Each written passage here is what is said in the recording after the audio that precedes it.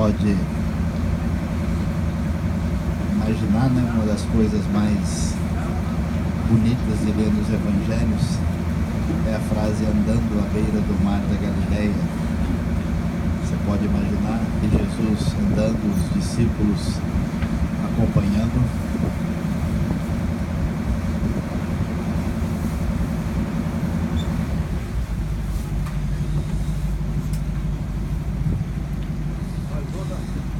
Em Marcos capítulo 6, a partir do verso 45,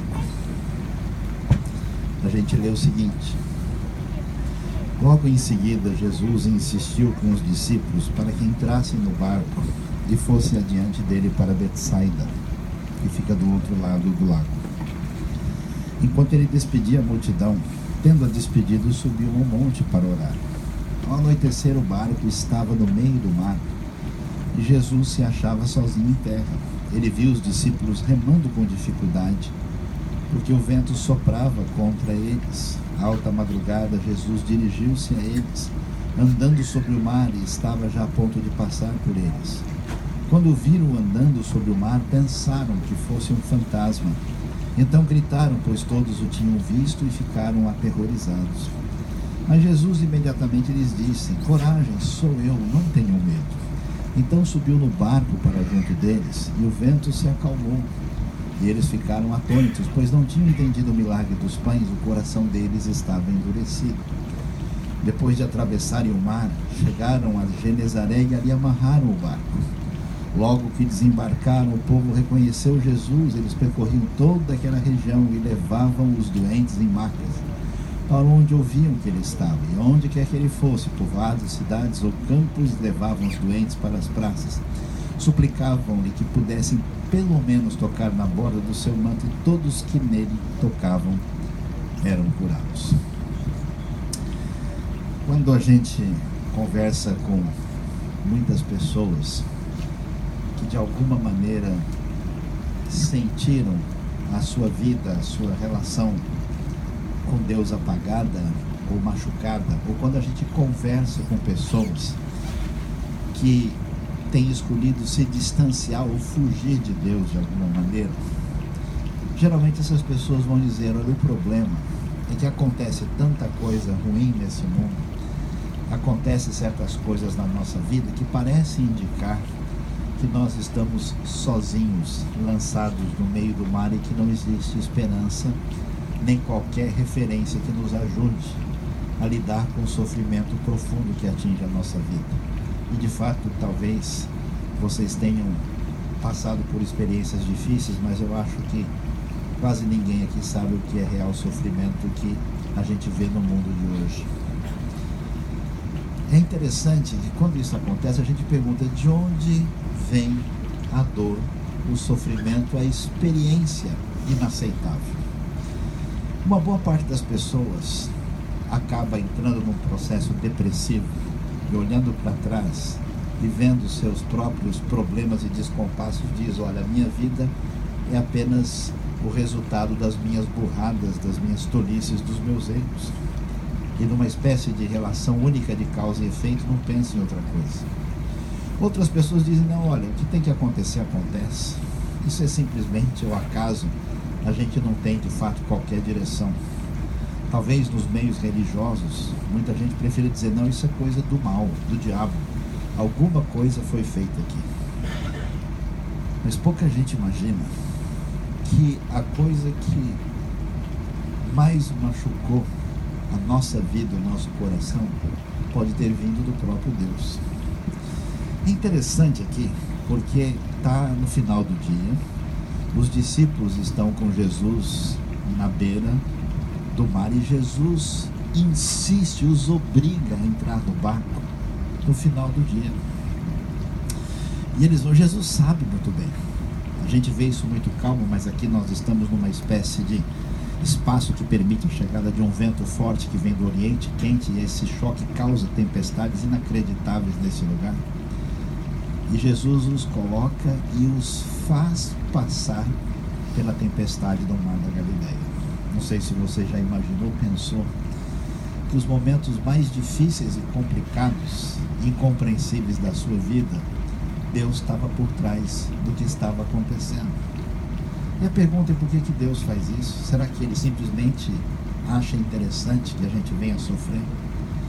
Interessante que a Bíblia diz que os discípulos ficam, você pode imaginar, né? Esse pessoal está cansado, porque eles passaram o dia, eles queriam se livrar das pessoas. Lembra que a gente conversou sobre isso? Eles queriam se livrar das pessoas e Jesus os fez trabalhar para ajudar a multidão faminta, e essa multidão de gente simples com fome não é exatamente o pessoal mais fácil de ser auxiliado. E agora esse pessoal que é sombra e água fresca, Jesus os coloca no meio da tempestade e deixa até às 3, 4 horas da manhã. Às vezes Ele põe a gente esperando acabar a neve até às 3, 4 da manhã também. E aí, depois disso tudo, os discípulos estão desesperados, suas forças se acabaram, eles estão estressados, aborrecidos, detonados. E quando eles já não aguentam mais, Jesus, que ficou orando na beira, do outro lado, vem chegando. E é interessante, por que Deus faz isso?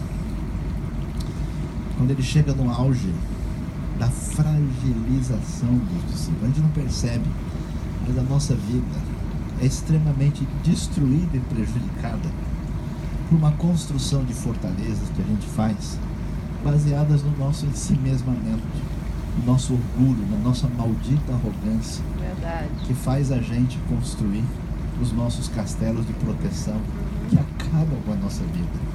E como Deus é bom, Deus faz questão de exaurir as nossas forças para que a gente pare de lutar. Aquietai-vos e sabei que eu sou Deus. Para que a nossa resistência se vá, aí sim a gente está preparado para encontrar o Senhor no mar da Galileia. E o Senhor vem vindo, mas a gente é tão incapaz que quando Deus chega, o grito, imagina esses pescadores fortes, assim, acostumados ao trabalho pesado, tudo gritando desesperado no meio do mar da Galileia. Socorro, é um fantasma. Quem sabe Deus já bateu a porta da sua vida tantas vezes e você gritou dizendo: olha, socorro, deve ser alguma coisa do mal. Os discípulos têm tanta coisa a aprender. A gente poderia esperar que Jesus lhes repreendesse e dissesse: ô gente de coração duro. Mas a palavra do Senhor: coragem, tenha um ânimo. E a frase mais consoladora que alguém jamais pôde ouvir: sou eu. Sou eu. E nesse momento, Jesus vai repreender o mar e o vento. E os discípulos vão dizer a frase que aparece no texto paralelo: quem é esse que até o vento e o mar lhe obedecem? Tem muita gente que pensa: se eu visse um milagre, eu acreditaria muito mais. Bobagem, eu não iria acreditar. Religiosos viram Jesus ressuscitar Lázaro e queriam matar Jesus e Lázaro depois. Sabe por que você não crê? Porque o seu coração precisa ser trabalhado pelo poder e pela graça de Deus. Amém. Glória a Deus. E quando Deus acaba com a sua fortaleza, maldita fortaleza de resistência, aí sim Deus pode fazer coisas extraordinárias na nossa coração, pode captar o que Deus faz. No outro momento, se Jesus fizesse um milagre, diz: Senhor, que legal, faz de novo para a gente ver. Mas agora não. Eles vão dizer: quem é esse que até o vento e o mar lhe obedecem? E o texto prossegue, vai dizer para a gente que o problema deles é que eles não entendiam o que Jesus fazia, porque o coração deles estava endurecido. Eles não tinham entendido o milagre da multiplicação dos pães. Qual é o problema da sua vida? Não é uma casa melhor, não é um salário melhor, não é uma vida mais confortável, é o seu maldito egoísmo. Verdade, verdade. É a sua maldita vida inútil, onde seus valores estão trocados. E graças a Deus, Deus derruba tudo, arrebenta a gente. Porque esses discípulos não estão nem aí para o sofrimento das pessoas, para a necessidade, para as trevas espirituais.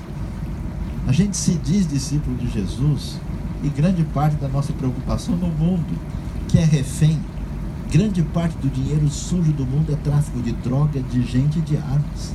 E a gente fica brigando entre si. E cada um defendendo o seu próprio espaço. Que horror! Que vergonha! Verdade. Isso que verdade. Deus arrebente as nossas defesas. Em nome Porque de Jesus. esses discípulos agora, que sentiram a fragilização da sua própria vida até o ponto mais profundo, agora eles podem enxergar Jesus. Eu fico tão impressionado, porque Jesus, como o texto bíblico diz, é totalmente humano como nós. Ele arrumou tempo para passar a noite em oração, para ensinar os discípulos, para cuidar deles, e chegou do outro lado. Bom, agora chega, é hora da gente descansar. Jesus vê a multidão desesperada, com sua necessidade, precisando de cura, de libertação, e ele não se afasta dessa necessidade. Todos que dele tocavam eram curados. Eu espero que você não tenha vindo aqui só para passear e conhecer um lugar diferente. Eu espero que conhecer o lugar de onde tudo saiu, a terra do Senhor, e que atravessou as águas, um dia bateu na porta do seu coração, chegou aos longínquos lugares do Brasil, dos Estados Unidos, transformou, mudou a nossa vida. Não sei quanto tempo a gente tem, 10, 20, 30 anos, 40, 50, não sei. Com a graça de Jesus. Eu espero que Deus abençoe você e que ajude você a repensar a sua vida, porque a vida só faz sentido quando a gente vive para a glória de Deus. Amém. E para abençoar a vida dos outros. Amém. Glória a E Deus. pode ser que você nunca entendeu aquilo que ficou um mistério na sua vida, porque Deus, no seu amor, no seu grande poder, me fez passar por aquilo. Eu espero que o Mar da Galileia ensine isso a você. Amém. Baixa a sua cabeça, vamos orar. Amém, Deus Jesus. bondoso, Pai amado, louvado seja o teu nome. Glória a Nós te Deus. adoramos, Senhor, nesse momento, nesse lugar tão especial, que a gente lembra do Senhor mostrando a sua graça e o seu poder. Pai querido, Pai amado, toca a nossa vida, cura o nosso coração, abençoa, ó Deus, as nossas feridas, perdoa os nossos pecados, arrogância, Perdoa-nos, egoísmo, Senhor. maldade. Perdoa-nos, Ministra ao ó nosso Pai. coração, ó Deus, e fala pessoalmente a cada um aquilo que Em o Senhor nome tem de de falar. Jesus. Nós te louvamos, te agradecemos, te bendizemos e te adoramos, Glória ó a Deus. Deus. E pedimos o teu abraço, o teu perdão, a tua bondade, o teu amor manifesto a nós Em do nome jeito de que o Senhor Jesus. conhece. Ajuda-nos, Alcança, Pai, Senhor, nesta manhã, em nome de nossos Jesus. Amém. corações. Amém. Que Deus nos abençoe. Nós vamos Amém.